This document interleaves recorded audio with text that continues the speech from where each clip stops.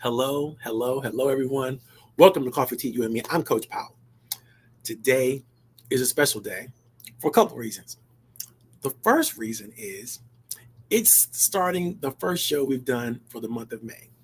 And everybody who's anybody knows that the month of May is the month of Marvin. I'm Marvin. Coach Powell. This is Coach Powell Training Development. My birthday is on May 28th.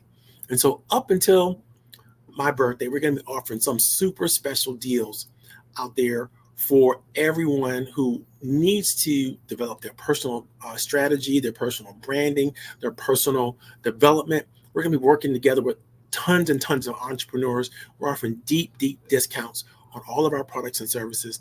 And so if you're out there and you're sick and tired of not having enough energy to do things you need to do, not having enough focus to get it done, not knowing how to manage or run your team and be creative enough to get their maximum productivity on the table so that you even know what you're working with, you got to give me a call. This is what we do better than anything else is we help people with their professional training, their professional development, helping them get their teams running, helping them get themselves at a maximum level of productivity and effectiveness. We do this with our premium products and services that we offer to everybody, and we're hoping to offer those things to you. The second thing we're really excited about for this month is the fact that I get this brand new supercomputer, and hopefully all of the computer glitches that I've been experiencing for the last couple of years are over and in my rearview mirror.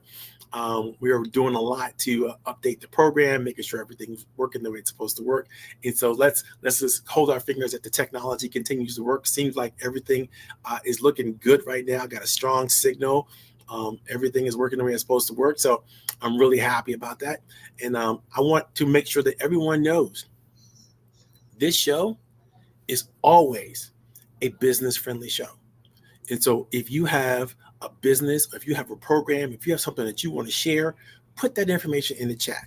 If you have questions to ask at any time about anything we're sharing, put that question in the chat. I want you fully engaged and on board with some of the things that we're doing, because I don't want anyone to be left behind the eight ball. I don't want anyone to feel like they can't engage. A question is a bad question. There's no such thing as a bad question, right? So let's make sure that you ask all the questions. Don't leave the table without getting the information in front of you that you want to get in front of you. Also, if you're calling in, I don't care where you're calling in from. Let me know where you're calling in from. Let me know if you're calling in from Texas or Oklahoma or, any place out in the Midwest or even on the East Coast. It doesn't matter. We want to make sure we give you a shout out, make sure you talk about your business. If you have an announcement for your business, please put that information in the chat so that everyone can see it. This program on Facebook, on LinkedIn, and on YouTube. And so you'll always be able to go back and see the show. You'll always be able to go back and see the episode.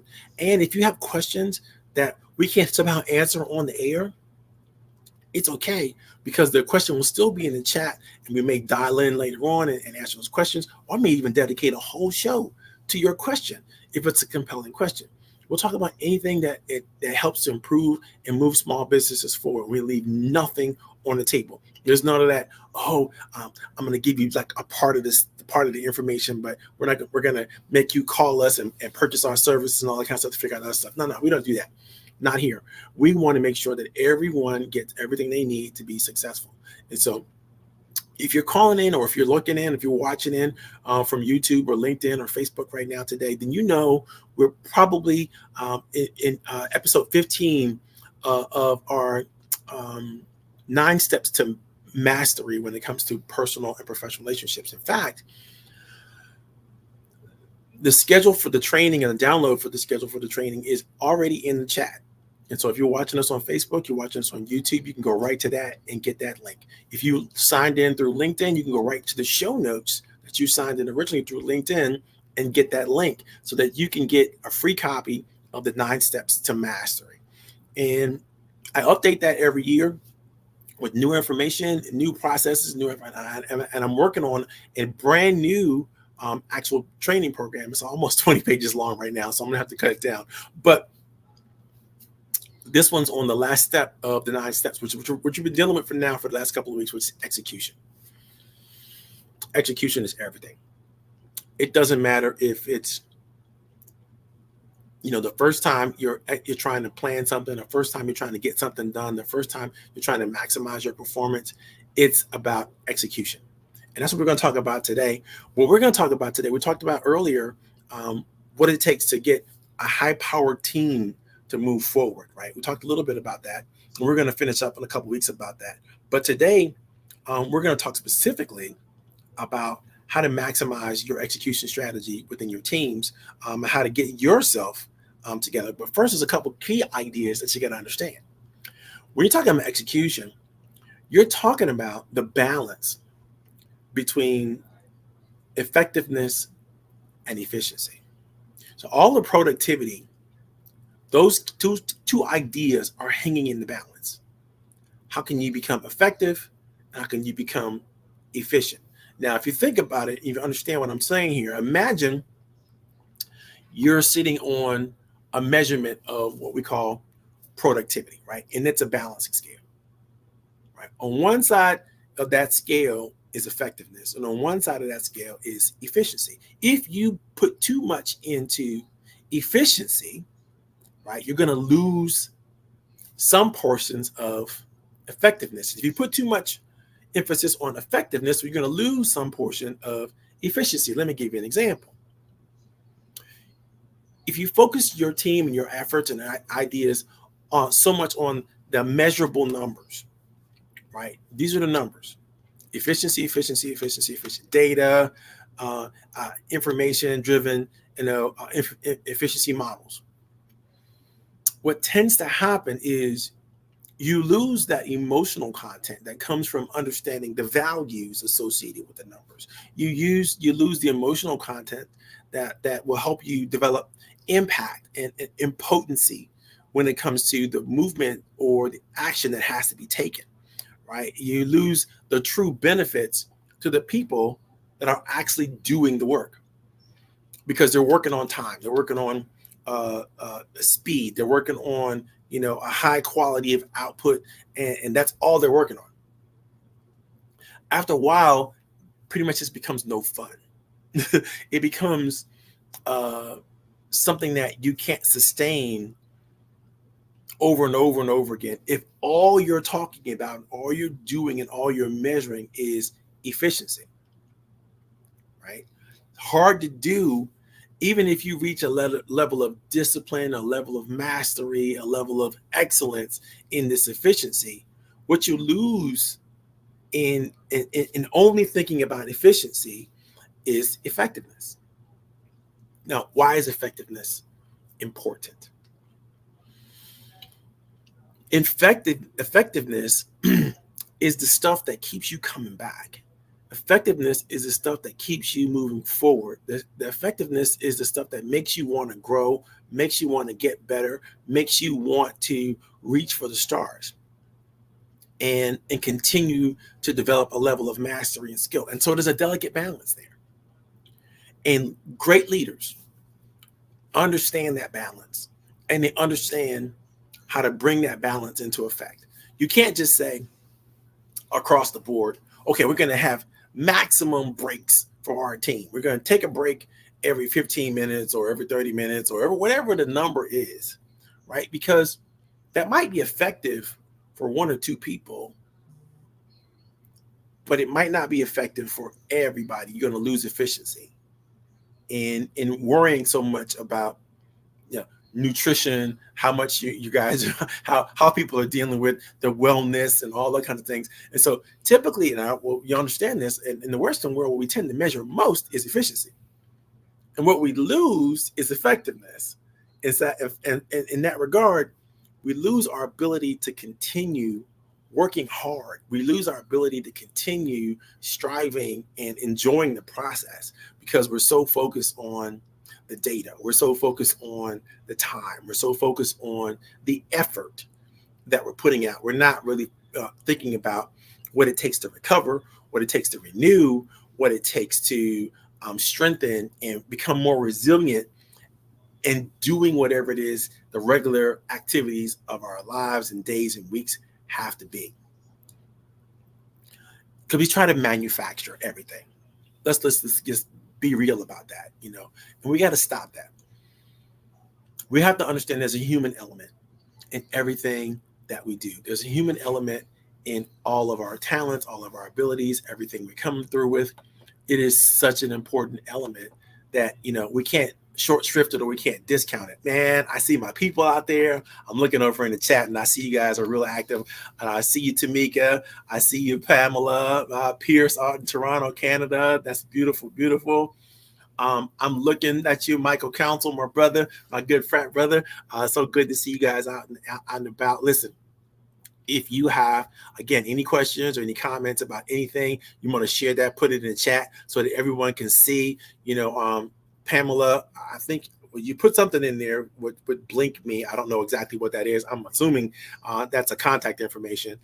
So yeah, there's just some super people that are already in the show, follow the show. So let's make sure you follow the show as well. Miss Tamika Willis is out there. I see you, Tamika. And definitely let us know where you're calling in from, what your business is, all that kind of good stuff. I already got a question off the bat. Let me make sure I look at that question. This is a question from Pierce. He said, how to gain started fun to start restaurant business or bakery recording studio? That is the magic question. Like everybody loves that question. One of my favorite things to do, and I will tell you, I'm biased in this regard because I want everybody that I work with who understands the entrepreneurial values and the venture is to get more control and to keep more control of your life and your possibilities. And with that control, you're able to do more with your community and do more with your people. And so I'm a big advocate in this new funding source. It's not new, but it's fairly new to most people because most people quite freaking are scared of it. I want you to look up and think about crowdfunding. Pierce. And there's so many different ways to do this. There's no reason to be afraid of it, but crowdfunding is an excellent way for you to develop the cash flow you need to start your business, to maintain your business, to keep things going when there's a slump or anything like that, to give you that cushion that you need. It also is a great opportunity to improve your business and your personal credit. And because you're giving the crowd an opportunity to buy in to your idea, your thought. Now, there's several different crowdsourcing platforms. There's several different crowdsourcing processes that you're going to have to negotiate and go through to see which one makes sense for you. But the beautiful thing about crowdfunding is you're not getting into debt to accomplish the things that you want to try to accomplish. And it's also helping to improve the financial credibility of your organization, which is super important if you're going to make a profit and you want to quicken that part that where you go from extending capital to now turning into revenue. I'll probably do a whole different show about crowdfunding at some point because I have a lot of experts in that space that are non-traditional financing opportunities for you. I want you to seriously consider that, and don't be scared of it. If you guys have any resources about that, point them in the chat. I'll definitely reach out to you, Pierce, if you give me your information, and we'll talk more about that personally because it's not what today's show about. But today's show, again, is about execution. So how do you execute? Like I said earlier, you're talking about the balance between efficiency and productivity, right? Efficiency and effectiveness. And you want to make sure that balance, it makes sense for your organization. That careful balance between effectiveness and efficiency only happens when you are continually looking at both along the pathways that you're taking and asking yourself the question, how are you maximizing both continuously? You can't look at one thing, not look at the other thing. You can't look at wellness and health and spiritual guidance and so on and so forth, but also look at, but not look at, the time it takes you to get from to accomplish the things that you're trying to accomplish, the strategy, the goals, the mission, and the focus on those things and how they come together. You're trying to find that balance. And it's very difficult because, quite frankly, sometimes it's going to be 80% in one direction, 20% in the other direction. Sometimes it's going to be 20% in this direction and then 80% in one direction and 20% in the other direction, right? And so you're going to have to make sure that you're constantly rebalancing, right? The balance is never going to be even and then stay even. Why? Different things happen outside in the universe that cause to tip the scale this way or that way, right? You're going to create more stress, if you don't, but you have to continually try to figure out how to find that balance in the moment that you're in. This is extremely difficult stuff, that I'm talking about, but it's important to consider it, and you have to ask yourself the questions. Now, if you've downloaded the booklet that I shared with you guys, you're going to see lots of exercises that take you through some of the things that you can do. But one of the things I want you to understand from a leadership perspective is there's almost a spiritual connection between that balance. When you find it, it's like a Zen moment. When you find that balance, it's like, oh, wow, I'm cranking out. I'm highly productive, but I feel good about doing it, so much so that I get into what's called a flow state. Now, I first discovered this idea years ago when I read a book by Daniel Pink. And Daniel Pink, I can't remember which one of his books it was, but he started to mention the work of one of the renowned social psychologists, Miguel McShitmihai. And don't even try to get me to pronounce that correctly. But McShitmihai produced his work called Flow. And he was talking about that moment that you get into when you're doing whatever you're doing and you're such passion and there's such drive around doing it that you don't want to stop doing it. It's exciting. It's interesting. You are looking forward to pushing hard. You're looking forward to exerting the effort. And it doesn't bother you that you're doing the work. Right? That's the state that you want to get in. Athletes want to get into that state. Anybody that's doing any level of productivity and performance wants to try to get into flow state. Now, when you can get into flow state, what tends to happen is your brain is producing tons of dopamine. Your brain is naturally producing tons of serotonin. And these are things that give you energy, give you focus, and allow you to move faster, better, with more thought, with more energy, right? When you're working in flow state with other people, you're producing oxytocin, which is another type of chemical or hormonal reaction that allows you to feel good about being a part of the team. And you're all just doing things that are amazing levels of effort and amazing level of ability and clearance, clarity is being shared at the same time. It's critically important that you understand how to find that moment. But now, flow is not balance. Flow just feels good, right? If you get in the flow state, you lose track of time. You literally lose track of time. And so your whole measurement about efficiency kind of goes out the window because you're just in love with what you're doing and you're doing it for the passion of it. And so you can care less about the outcome. You just love doing it. Well, you got to break out of that and go, what time out? Am I spending too much time on this? Not enough time on that. Am I spending too much time on that thing? And am I not giving enough energy and effort to some other things I need to give effort to? So you can't hang out in flow state all the time, but it's a beautiful thing when you know how to get into flow state and stay in. You don't need a break when you're in flow state. You can't, in fact, the last thing you want to do is take a break because you don't want to get away from the thing that you're doing. You don't want to get away from the creative pursuit. You don't want to get away from the energy, the drive, the focus. It just feels so good to be in that state. So I know some of you have made that happen at some points of your lives. And if you have, go ahead and put that information in the chat. Let us know when you've last been in flow state. What was going on with you? What was happening with you? Because it's important that you identify and record those moments because you're gonna want to know how to repeat them, right? Because that's really when you're feeling like you're being effective. You're feeling like you're being not just productive, but you're doing meaningful things that create significance and relevance in space and time, right? So super important. On the other side is efficiency. Yes, can you get to flow state by being more efficient? Depends on what you're doing. If you're doing something that lights you up, if you're doing something that energizes you, if you're doing something that you're passionate about and you're trying to find better ways to be more efficient with it, well, then, yeah, you're going to get in flow state and you're going to stay in flow state. And again, you have to strike that balance. You have to strike that balance and make sure that you understand how to do it. When you're doing this and you're doing it at a high level, you're going to be executing on your social networks in ways that you could have never thought about them prior to.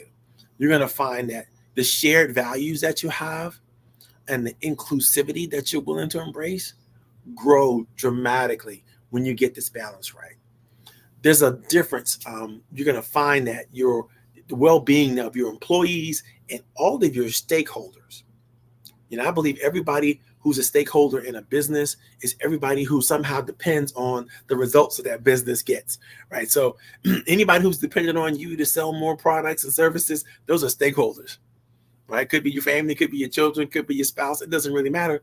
They're stakeholders and they have to be satisfied with the work that you're putting in. They have to understand it. If you do, what I suggest you do is to bring them into the conversation, so that they understand why you're doing the things you're doing, what matters about the things you're doing, and how it's going to benefit them, and even get them to be effusive about what it means to them that you get to do the thing that you get to do.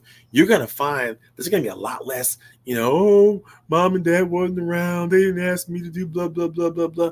They get involved and they see the benefits of getting involved. And you see the benefit of teaching them, what it means to be you on a regular day-to-day basis.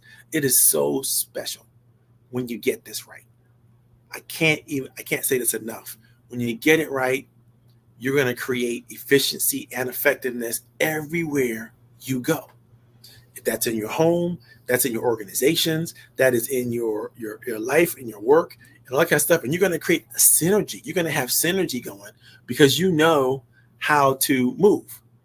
Now, there's a program that I did years ago called Champions by Design. And in the Champions by Design program, we looked at a lot of research from Harvard Business Review, Fortune Magazine, from C.B. Richard Ellis, and different places where we talk about human efficiency and human effectiveness, right? And we came up with this idea of what a champion is, what a champion looks like. And you have to ask yourself, are you exhibiting champion-like behavior when you're looking for that balance between productivity and between effectiveness and efficiency. What are you doing, right? And I'm going to give you some ideas about what we came up with from that research. What we discovered was that champions never, ever abandon their post. Whatever it is that you're supposed to be doing, you're on it. And you're on it and you stay on it, because you're taking such it means so much to you to be where you are that you're loving it, right? You're spending time, effort in it, you're in energy, you're giving your all to it, you're putting all of your time, talent, and treasure to it, whatever it is that you're doing, right? That's champion level engagement, right? The next thing that champions do is they don't ignore or shirk responsibility. If something goes wrong on your watch, you don't go, oh, that's somebody else's fault. You look for ways to fix it. You look for ways to engage. You look for ways to create a higher level of standard or to fix a problem. You don't just go, we'll let it go to the next thing. We'll let it go to the next person. That's not what champions do. They never shirk responsibility. Champions don't tolerate failure in themselves or in their teammates. They're going to go again and go, okay, what went wrong? They're going to do an after actions review. They're going to go, what went wrong? What went right? How do we maximize the things that went right? And how do we diminish the things that are going wrong? And what can we do? What effort can we put into solving the problem? And so you don't find champions in their team meeting going, well, I don't need to come to the team meeting because, I'm all that in a bag of chips and a bowl of grits. Like, that's not what champions do. That's not their behavior. Champions will look at the other team members and go, and I see you're struggling with this thing. I was struggling with it at some point in my career, at some point. Let me help you figure out how I tell you what I did, and maybe it'll work for you, maybe it won't, but maybe it will work for you. Because champions are trying to elevate everybody around them. They don't want to just be in a situation where they are static or the whole team is static and they're just the kings on the hill. They want to elevate everybody. That's champions. They take responsibility for as much as they possibly can, including the success of their team members. Champions never neglect important details, critical systems, or key people. There's no room for jealousy and ego in championship level performance. You gotta be willing to let all that drama go. Or what about me? What about we? Champions think like that. They think about the inclusive we, not the exclusive me, right? It's very important when you think about what champions do and what they do well. They do that really well. The last thing that champions do exceptionally well with all the things we just said, they make great things happen. So when you're looking at your level, your balance between effectiveness and efficiency, if you want to behave like a champion, I just told you what those behaviors were, right? But now how do you use that as a backdrop to measure effectiveness and efficiency? And how do you find the balance in what you do? Because if you tip the scale again, in either way, you're going to create stress and you're going to create disharmony instead of balance. Instead of finding that straight and narrow way, you're going to find that meandering, wandering path to whatever that you're doing. And you're going to be lost sometimes and you're going to be frustrated sometimes. And you want to get out. The faster you get out of frustration and back into balance, the faster you get out of stress and back into balance, the more resilient you become, the stronger you become, the less you're going to experience the disharmony. You're always going to experience some kind of stress. If you're not growing, if you're not stressing, at some point you're not growing. If it's just easy breezy, everything is going cool, blah, blah, blah, you get so locked into that status quo that you want to just maintain that. And that becomes a problem because the world's going to catch up and pass you right by, zip. And then you're going to go, what happened? I thought I was moving. No, you weren't. You were just coasting, right? And there's a difference. My boy had a comment here. The last time I was in flow state was the SOS conference in Hilton Head. It was special to work with so many professionals for a good cause. Absolutely, Michael. I hear you. It was the same thing for me, and what Michael's talking about is a conference it's actually coming up again in October, but we had a chance to spend time in the conference.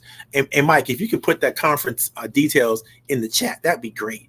And I'll definitely share it with everybody because I can't do that right now and focus on the presentation. But it was just an amazing time. When you see so many competent professionals come together for the cause of helping government contractors and Black women specifically in government contracting to grow and elevate their game. And everybody was given, their best effort to making sure they left nothing on the table. Now, I feel sorry for the people who were in the audience on most of the things that we had to do because we put a whole bunch of dumped a whole bunch of fire hose of information at them. And it's really impossible to get all of that in one conference. I don't care how many copious notes you take. You just not, it's beyond the human capacity. So, but the good thing is we'll always be there for them. We'll always keep coming back and we'll always keep doing it. And those of us who fell in love with the process will probably never put it down. And so it's just a great opportunity. Even for the professionals that got involved in it, it's like us being together in the same room and hearing each other's perspectives on the same thing.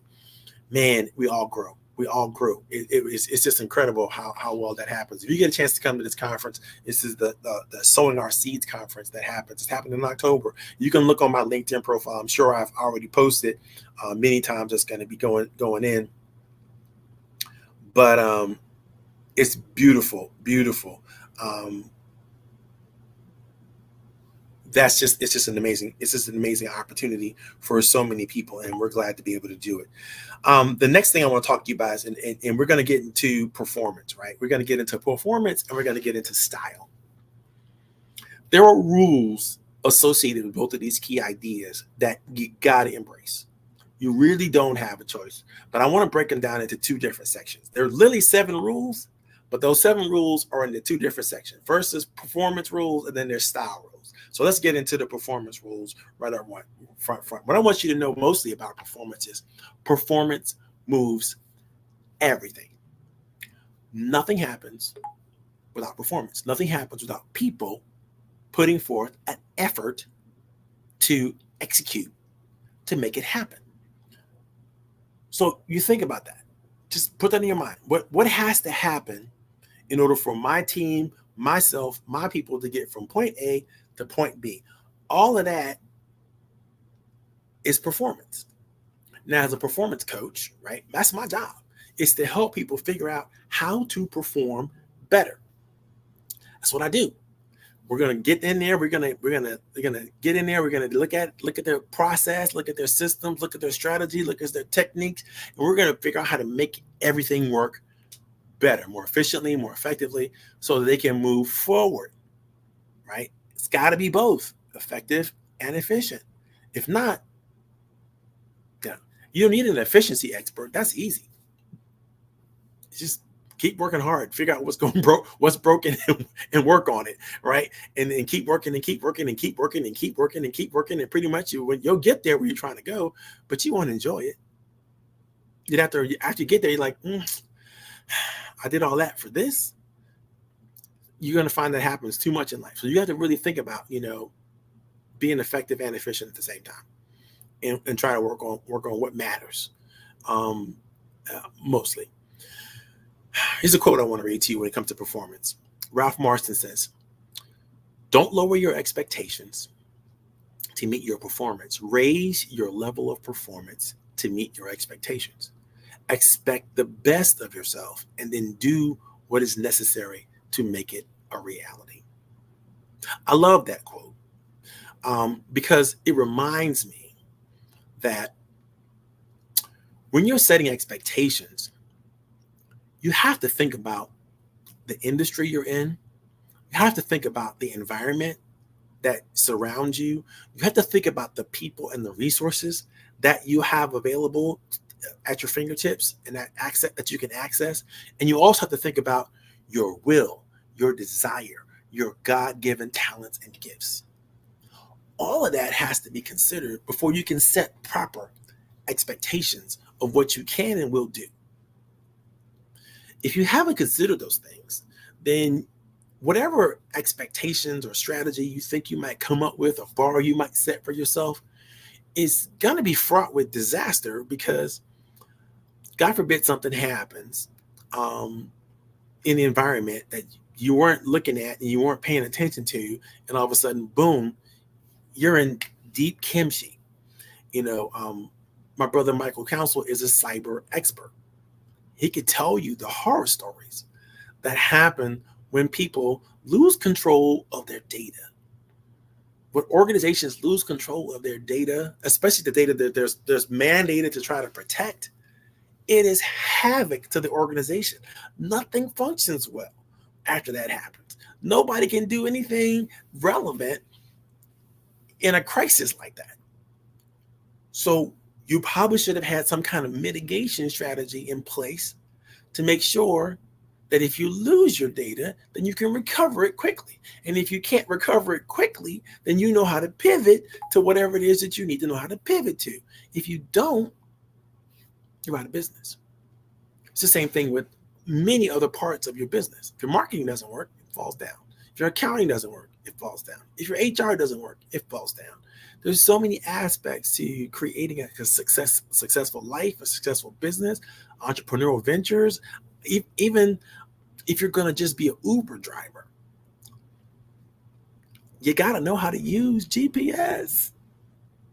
And it's got to work. It's got to function. Because if it doesn't, guess what? You can't deliver. You can't do the things that you're trying to do. And so it's super, super important that you consider all those things that I just shared with you. But there's a couple rules that you need to pay attention to. Rule number one, this is one of my more powerful rules, right, when it comes to performance. Take responsibility both for creating and maintaining your will to succeed. I'm gonna let that sink in. There's nobody who can be more responsible for your desire and your will than you. You have to take responsibility for it. And if that means you need to figure out what you need to do on a regular, consistent basis to keep you pumped up, to keep you energized, to keep you focused, to keep you moving in the right direction, you got to figure that out, because everybody's different when it comes to that. And now there's different kind of exercises that kind of work for most of us. But I'll promise you, meditation might work, or you might breathing exercises might work. Sometimes it might work for you to get out and work out and move around. That might work. So many different things might work to get you refocused, re-energized, to get you, get all the toxicity out of your system and get you moving in the right direction. But what works for you works for you. And you got to figure out what works for you. You got to figure out what keeps you motivated, keeps you going. If you find that you're having low levels of energy and you just don't want to do it, you just don't want to get up every day, you just drag it, you got to figure out what the cause of that is, and then work on disciplining yourself to undo that cause, whatever that is. I promise you it'll be well worth your time. Rule number two, if you can figure out how to keep yourself motivated and maintaining your will to succeed, rule number two is understand how important it is to dream big. And then when you dream big, you will win even bigger.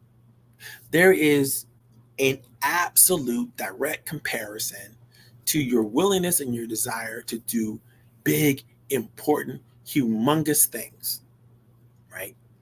Don't tell yourself you can't. Tell yourself you can. And then figure out how to get it done and then do it. Because when you do that, you're going to feel yourself winning. There's nothing more motivating than winning. I like to put a chart together every week, and I break down the major activities. I call this my habit tracker, right? And I'll break down whatever little small activities I have to do every day to get to the goals that I'm trying to get to. And I track myself in those activities every day. How many calls did I make? How many offers did I make? How many sales did I close? How much water did I drink? How much How did I measure, my calories for the day, my intake? How did I work out? Did I pray? Did I read anything? Did I exercise and get my mind together? Did I stretch myself in some kind of way, emotionally, spiritually? Did I do that? It's super, super important that daily I find out those things that I need to do to drive both my energy, my productivity, and my focus. And so I have a habit tracker and I track those habits.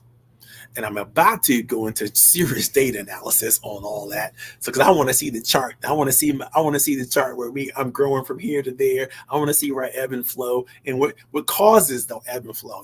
Because it's important. It's important to be able to do that. I'm taking an Excel masterclass just in order to figure out my own data. But that's me geeking out, right? So it's important that you are able to find out, how you can pace yourself to win big, how you can pace yourself to dream big, and begin to. Sometimes you got to ask other people.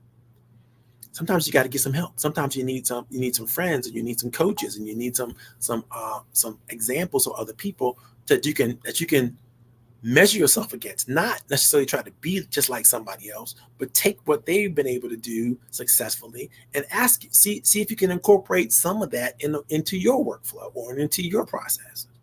Rule number 3, plan your strategy until it feels like destiny. Once it feels like destiny, there's no way out.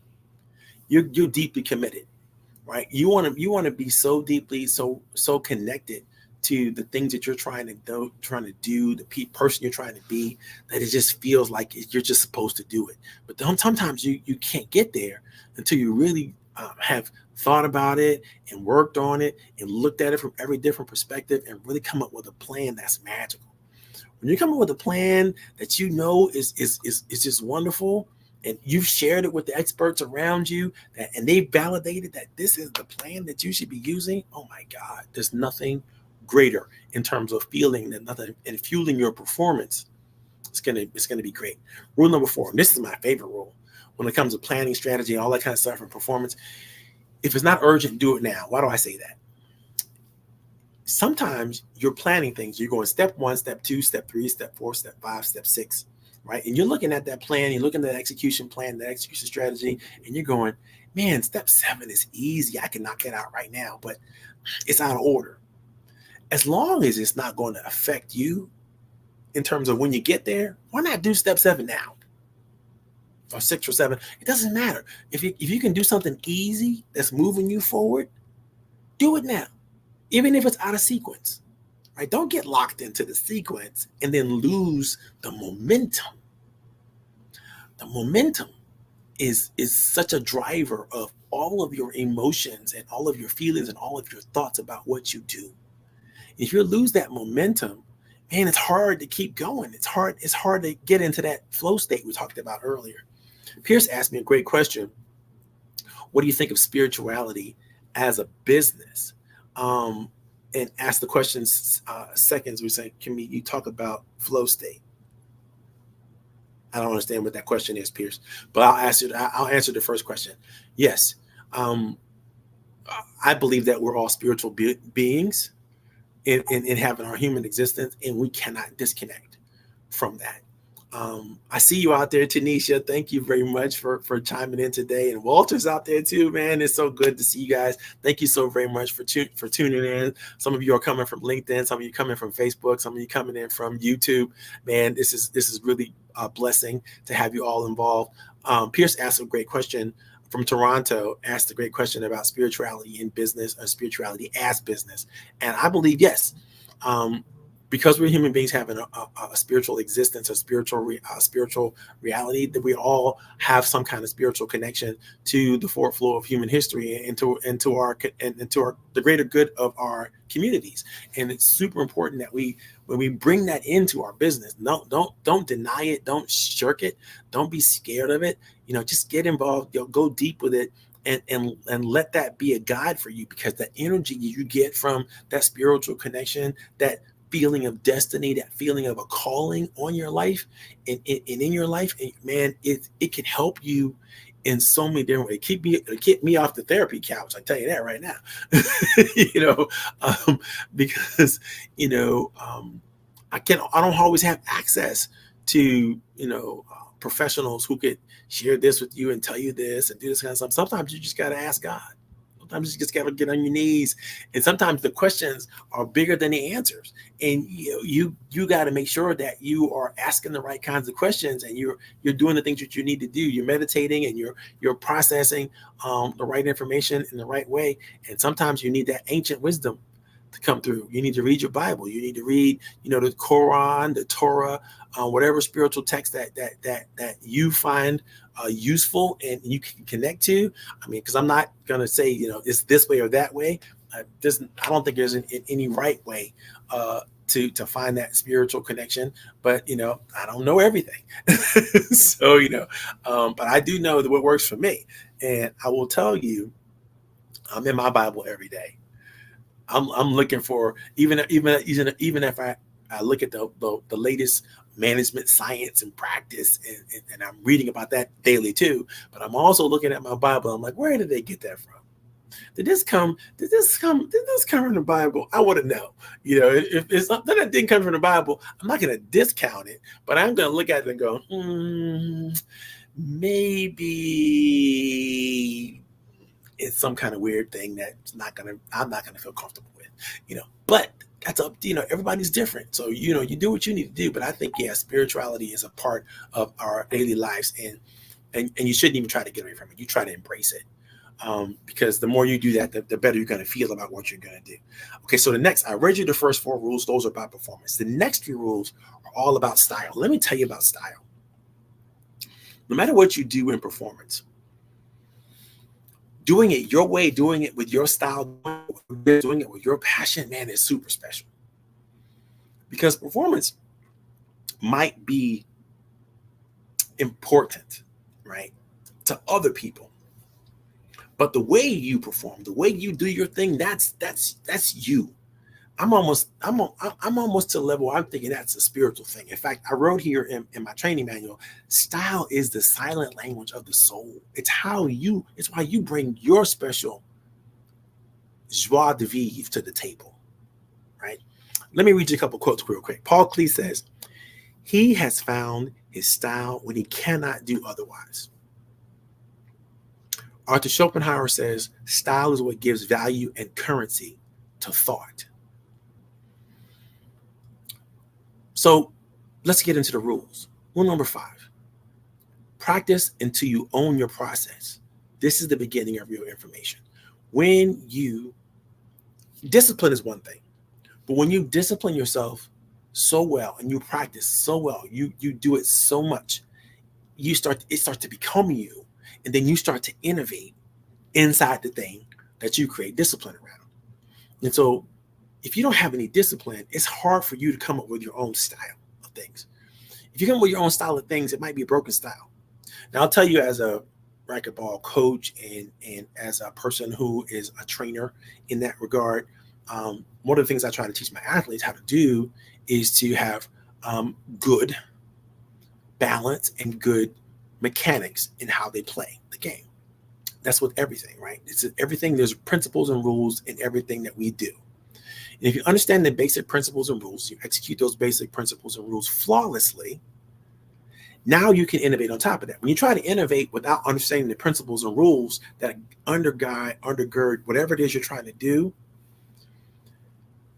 you may come up with this weird style of things that will cause you some kind of hurt, harm, or damage or injury, whether it's emotional injury, social injury, or actual personal injury.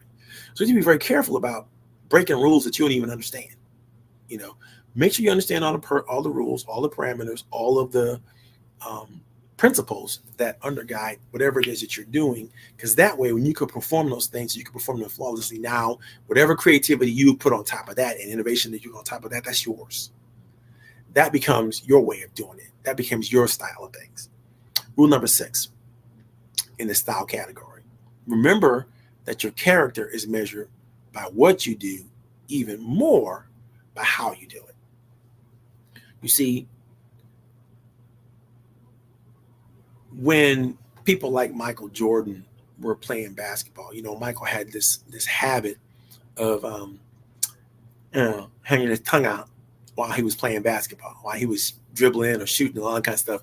And his coaches for years tried to get him to stop that, because that habit, I mean, it would be easy for somebody to come by and clip your jaw and you cut off your tongue, or you cause some serious injury to yourself.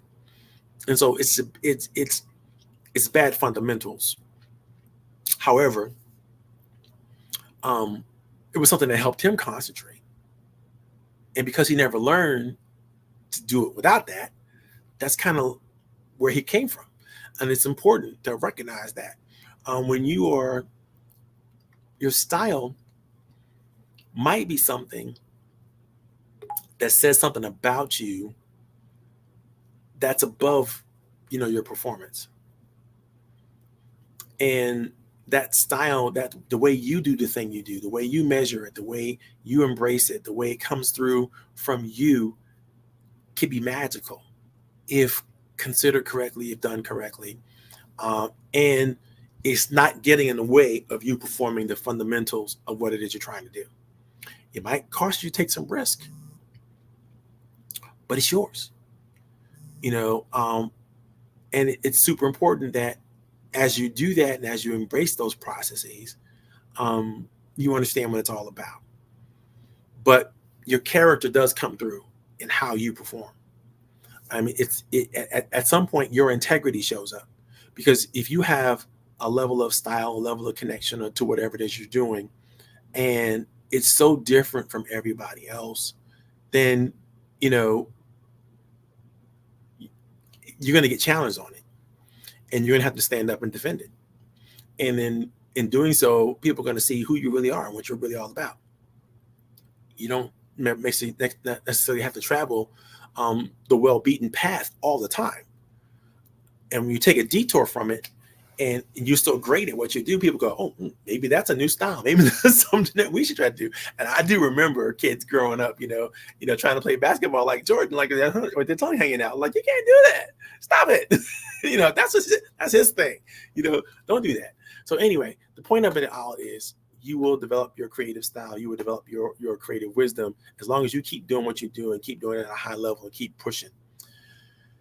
If you haven't taken away anything from today's conversation, take away this. Your performance, the first person that has to be happy with it is you. And if you're happy with it, keep going. And the only question you have to ask yourself is, how do I get better? How do I get better? How do I do better? How do I influence others to be better? And you will create a whole world around you of excellence that you couldn't even understand how you got from here to there, because daily all you were doing was trying to get better. If you do that, I promise you, this is the ancient wisdom, right? You're going to learn and you're going to grow, and you're going to grow fast. You're going to grow consistently. You're going to grow predictably, and you're going to get to places where you could never imagine. It's the question I always ask everybody that I'm coaching, everybody I'm working with. If your performance was at an all-time high all the time, where would you be in your life? What would you be able to do? What would you be able to connect with? Who would you see? What would be happening that's different? And in answering those questions, you're starting to dream. You're starting to set that bar. You're starting to ask yourself, maybe I'm deserving of this, and I'm being complacent and being satisfied with this, but I should be going here, right? My performance should be increasing, I shouldn't just be like, I'm good. There's no growth in that. God bless you. This is Coach Powell. Hope you had a good time. I know I did. I'm glad this new format seems to be working out. The internet's didn't cut off on me or anything like that. I'm sure the sound is working. And so we're good to go. We're going to keep rolling with this. God bless you guys. Good night. This is Coach Powell signing off. If I can figure out how to sign off on this new computer. Here we go.